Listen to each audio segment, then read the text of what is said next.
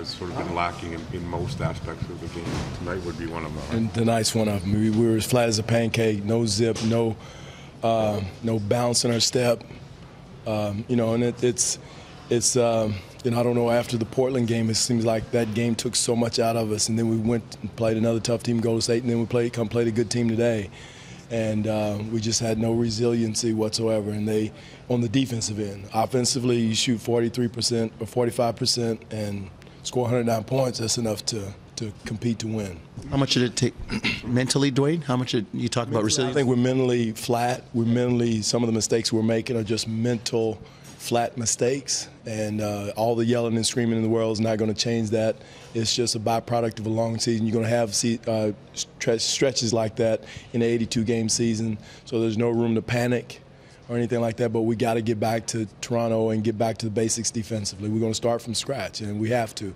But again, mentally, we got to get Rev back up again and turn it back on again and not let the grind of the NBA season grind us down. The last two games defensively were obviously particularly bad. How much of that is pace and how much of it is? I think some of it is mental.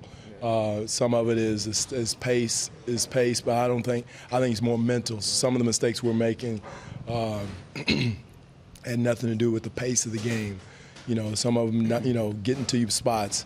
Make sure you get into the gaps defensively. Challenge, what we call rear view challenging shots, going under when we should be going over. Just the mental things that we went through yesterday in practice that we're just flat on. We'll get back to basics and we'll get it corrected. And again, it's a long season.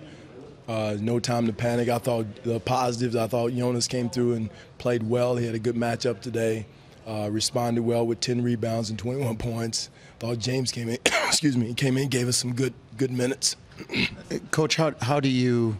I mean, you see it, and maybe the players don't. But how do you help them not get beat in other games by one game? You talked about the Portland game mentally. Well, that's what we try to do. You try to come up and not, browbeat them. Again, we hold guys accountable for what they do, but it's such a long season, you can't come in and browbeat them for being flat mentally.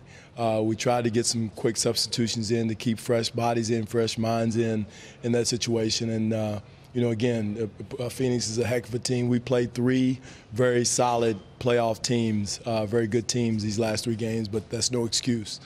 We have to be stronger mentally and have a better focus on the defensive end. You finished 2 out of 5 on the 5-game Weskit Trip. How do you assess that? Well, we're not satisfied. We're not satisfied whatsoever because the compete level, that's not the right, the mental focus level wasn't where it needs to be for a playoff caliber team.